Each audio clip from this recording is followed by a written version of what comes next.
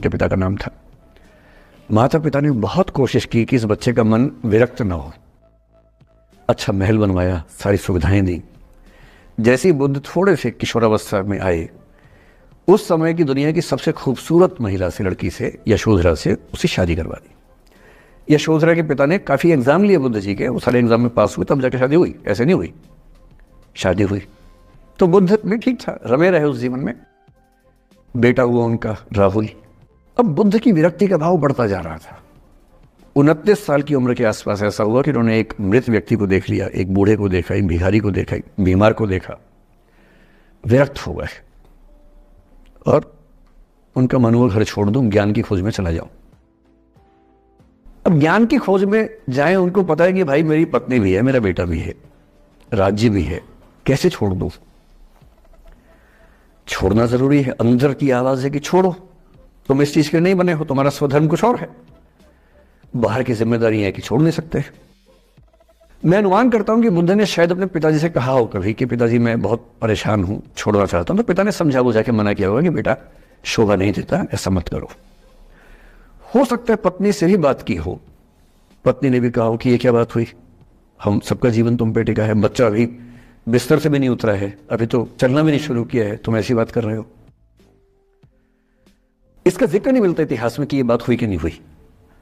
और एक दिन बुद्ध ने तय किया और वो आधी रात को पत्नी और बेटे को सोता हुआ छोड़ के चले गए। इसको बौद्ध परंपरा में महाभिनिष्क्रमण कहते हैं, बुद्ध का अपने घर से निकल जाना। अब बुद्ध चले गए, लेकिन मैत्री शरण गुप्त यशोधरा के पर्सपेक्टिव से बुद्ध को देख रहे हैं। यशोधरा बहुत परेशान है, भाई पति चला गया है, बच्चे का पिता चला गया, मजाक थोड़ना है। राजा परेशान है कि उनका उत्तराधिकारी चला गया है। यशोधरा इतनी परेशान है, बहुत लंबे समय तक छंद आते रहते हैं कि वो कितनी बेचैन है, कितनी परेशान है। लेकिन यशोधरा की सबसे बड़ी परेशानी इस बात से नहीं कि बुद्ध चले गए, इस बात से है कि बिना बताए चले गए, भरोसा नहीं किया। और वो अपनी सहेली से कहती है, सिद्धि हेतु स्वामी गए, यह गौरव की बात, मुझे गर्व है कि मेरा पति इतने महान काम के लिए गया है।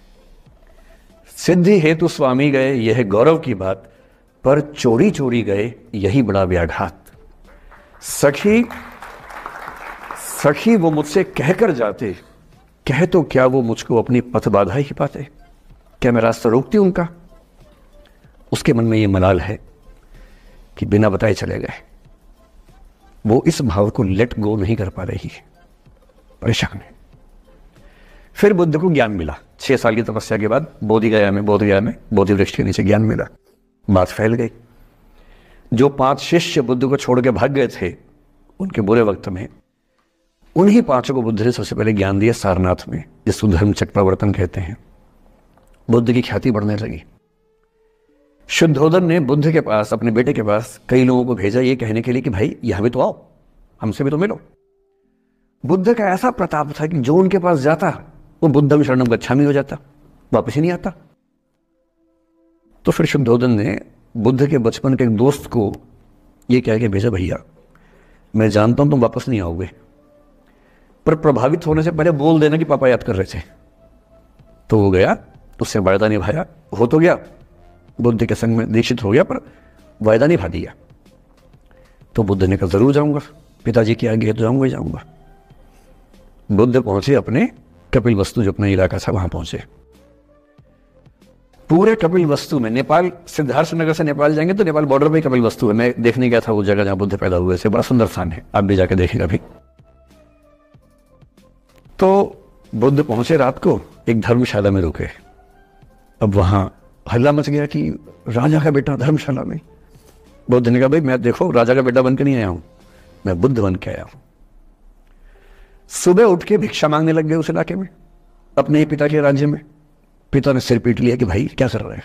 फिर बुद्ध ने सूचना भिजवाई कि मैं बुद्ध हूं, बेटा हूं संयोग से, ठीक है मैं आ रहा हूं मिलने के लिए, पर मैं बुद्ध होके आया हूं, मेरी चर्या है, नियम है, मैं भिक्षा से ही जीवन जीता हूं अपना। ठीक है, पिताजी ने कहा चल कोई बात नहीं। फिर बुद्ध गए पिता से मिलने, पिता से मिले, सबसे मिले, भरी सभा में। लेकिन यशोधरा नहीं आई मिलने के लिए, लेट गो नहीं कर पा रहे थे। उसके मन में दर्द था, छुप के क्यों गया, बता के जाता। बुद्ध ने पूछा पिता से कि यशोधरा कहाँ है, तो बोले कि वो कह रही है कि अगर बुद्ध मिलना चाहेंगे तो खुद ही मिलने आएंगे मुझसे, मैं क्यों जाऊंगी भाई, आत्मसम्मान भी तो कोई चीज है, मैं क्यों मिलने जाऊंगी। तो बुद्ध मिलने गए। सोचिए कमरे में यशोधरा बैठी है, राहुल साथ में। अब राहुल थोड़ा सा बड़ा हो गया है, 6-7 साल का है। बुद्ध गए हैं।